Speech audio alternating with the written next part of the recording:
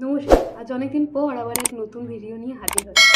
আজ তোমাদের সাথে সম্প্রতি সুপ্রিম কোর্টের একটি গুরুত্বপূর্ণ রায়ের সম্পর্কে বলব, যেখানে সুপ্রিম কোর্ট নতুন বিচারিক পরিষেবার প্রক্রিয়াকে বদল ঘটিয়েছে। সুপ্রিম কোর্ট বলেছেন, এখন থেকে বিচারিক পরিষেবার প্রক্রিয়ায় অংশগ্রহণ করার জন্য কমপক্ষে 3 বছরের আইনি চর্চা বাধ্যতামূলক। অর্থাৎ 3 বছরের আইনজীবী হিসেবে কাজ না করলে কেউ বিচারিক পরিষেবায় আবেদন করতে পারবে না। এই সিদ্ধান্তের উদ্দেশ্য হলো বিচার বিভাগে এমন প্রার্থীদের নিয়োগ নিশ্চিত করা যাদের হাতে বাস্তব অভিজ্ঞতা এবং পেশাদার দক্ষতা রয়েছে। মধ্যপ্রদেশ রাজ্যের নিয়োগ বিধিতে আগে ছিল একটি বিশেষ শর্ত, যারা উৎকৃষ্ট স্নাতক অর্থাৎ এলএলবিতে 70% নম্বর পেয়েছেন তাদের জন্য 3 বছরের অভিজ্ঞতা শর্তটি প্রযোজ্য ছিল না।